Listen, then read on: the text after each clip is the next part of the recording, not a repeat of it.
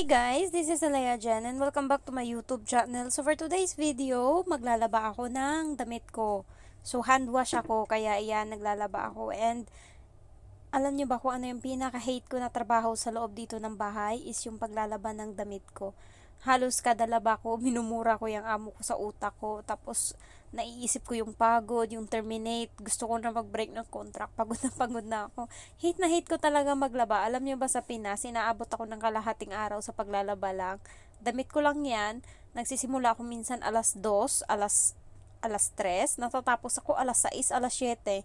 Grabe yung pagod ko sa paglalaba. Kaya ayan, hate na hate ko talaga. And dito wala akong upuan. Sa Pinas merong upuan eh. Tapos may tabla pa, pwede ka mag-brush. Dito sa ano lang ako nagbabrush, sa semento, sa tiles. Ayan, so nilagyan ko na ng pang ano, tawag nito, yung pang ano, ay nahulog, dishwashing.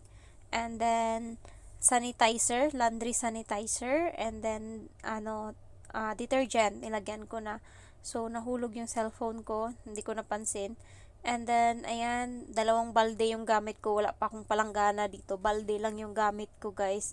Nakakapagod siya, and ang liit-liit niyang shower ko, sakto lang ako dyan makatayo and makaupo. Alam mo yung ano, sakto lang talaga, yung parang hindi nga umabot ng isang dipa yung haba niyan. Kung maliit lang yan, kung ano yung pinupestahan ko, ayan na yun siya. Sakto ka lang makatayo dyan. Minsan nakaupo ako baluktot pagka gusto kong nakaligo ako na nakabaluktot or nakaupo.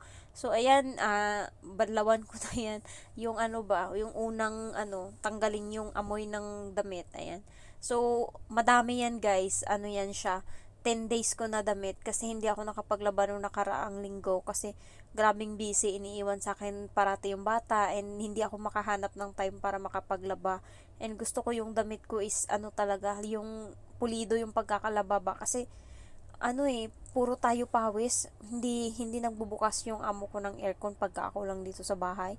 So bawal. So pawis-pawis talaga ako. Alam mo yung pagkakada umiihi ako, yung panty ko makikita mo basa na siya talaga. Tapos naka ano pa ako niyan, jogging pants na kung winter yan din yung sinusuot ko na pants, na jogging pants na makapal. So, yan yung suot ko. Buti nga ngayon wala sila kaya naka-short ako. Isang piraso lang yung short ko. And then yung t-shirt ko is fit sa akin, hindi siya ganun kaluwag. Pero pag nandito sila, yung t-shirt ko abot hanggang tuhod. Tapos yung ano is nakapajama ako. So marami yan guys yung damit ko. Nalabhan ko na yung mga ano, nakadiskarte ako sa mga pantalon kasi pantalon 10 din eh. Nakadiskarte ako doon bago ako kasi umalis sila amo kahapon alas 6. So ang nangyari pag alis nila, sinalang ko yung ano ko, labahan ko habang naliligo ako para puro lahat pantalon lang yun kasi puno na siya kaagad. So yun, sinampay ko muna kasi nga may paparating na bagyo. So pagkahapon natuyo, and then nung gabi na tsaka ko na ngayon inasikaso tong mga t-shirt tsaka bra, panty, ayan, tsaka ano, pantulog ko. So, ganyan ako maglaba guys. Sobrang hirap. Yan yung pinaka-worst or pinaka-mahirap na trabaho ko dito. Yung paglalaba. So, yung amo mo hindi man lang makaramdam ba? Yung iniisip nila, yung kaartehan nila.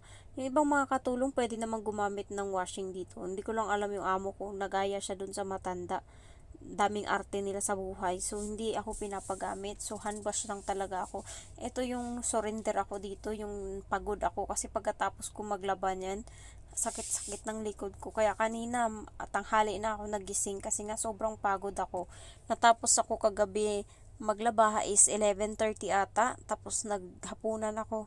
So, pagod talaga. Kaya ayoko nang natatambakan ako ng ano, kasi handwash lang. Technique ng ano, katulong na Indo doon sa parents ng amo kong babae. Technique niya, kada ligo niya, laba agad siya. Ganun yung ginagawa niya para hindi siya natatampakan ng damit. So, ayoko nang ganun kasi sayang sa sabon, sayang sa downy. Ayan, yan yung iniisip ko. Kaya hindi ako paunti-unti kong maglaba kasi nga iniisip ko masasayang yung sabon na alam mo yun, ginamit ko. And then, downy, tapos tubig. So, andun pa rin yung practical ako. Sa Pinas, pag naglalaba ako, binubuhos ko yung mga pinagbanlawan ko sa balde para yun yung i-flush sa CR kapag kailangan ng flush. Ayan. So, hanggang dito na, na-adapt ko yung ganyang ugali na kapag sobra na yung tubig, pinapatay ko siya. So, ayan, binabanlawan ko yan. Ang banlaw ko is 4 na beses ako magbanlaw bago maglagay ng downy kasi nga, yun yung sabi ng ate ko kasi mabula tong damit na sabon na ginagamit namin. Inaantok na ako guys. Kaya yung mga katulong dyan na pwedeng gumamit ng washing, thankful kayo and magpasalamat kayo kasi yun yung pinaka-struggle namin dito, especially sa akin. Pinaka-struggle and ayoko talaga ng hindi matino yung pagkalaba ko ng damit. Kaya yan, inaano ko talaga, inasikaso kong maigi. So nakatulog ako guys, alam mo yung nagsasalita lang ako dito pero yung utak ko, yung mata ko is nakapikit. So ngayon parang naalimpungatan ako ba na hindi ako tumigil kakasalita. So nakakapagod talaga yung trabaho lalo pag handwash ka. Kaya ang diskarte ng iba, pag naglaba yung amo, pag nagpalaba yung amo, sinasabay nila yung damit nila. Ginagawa ko yan dati. Pero muntik na kasi ako mahuli sa ganyang gawain. Kaya hindi na ako umulit kasi nag-promise ako nun kay God. Sinalang ko yung damit and then yung damit na nandun sa washing is mga aesthetic ba, mga plain, white, black, ganyan. Tapos akin lang yung napaka-loud ng mga kulay ng damit ko, pink, yellow. Tapos pumasok yung amo kong babae, magsi-CR siya tapos hindi kasi siya maka-CR doon sa kwarto nila kasi nga nandun ako naglilinis. Sabi niya doon na lang daw siya magsi-CR. Tapos ayun, nag-CR siya. Grabe yung putla ko noon. Nagpipray ako na sana hindi niya makita yung damit ko sa loob kasi nga alam ko na talaga matiterminate ako. Buti na lang kamo, hindi niya nakita. So, paglabas niya, namumutla talaga ako and hinihintay ko yung reaction niya na magalit siya or mag-freak out. Pero thankful ako kasi hindi niya napansin na nandoon yung yung damit ko na sinalang. Kaya technique guys, kung alamin nyo muna pag nagsalang kayo ng damit, alamin nyo muna kung aalis yung amo nyo, nandyan, anong oras babalik kasi bigla-bigla yan silang sumusulpot and pag hindi ka handa, edi kawawa ka, mateterminate ka talaga. Ayan. So, yan lang yung experience ko. Turo naman sa akin ng kaibigan ko, pag naglaba daw ako ng bedsheet, isabay ko daw yung damit ko ng paglaba.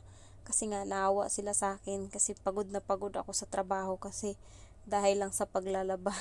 Dito naubos yung oras ko. Minsan 1 oras ako naglalaba. Mabilis na ako sa lagay na yan. Pag hindi ako mabilis, Diyos ko, ilang oras ko yan tatapusin. So, yun lang guys. Grabe yung salita ko. Grabe yung yung voice over ko, yung hindi hindi nag-i-stop. So, thank you for watching and hindi ko alam kung matatapos na tong video or hindi. Pero, na-explain ko naman na yung dapat i-explain. Kaya, thankful kayo kapag pinagamit kayo ng washing.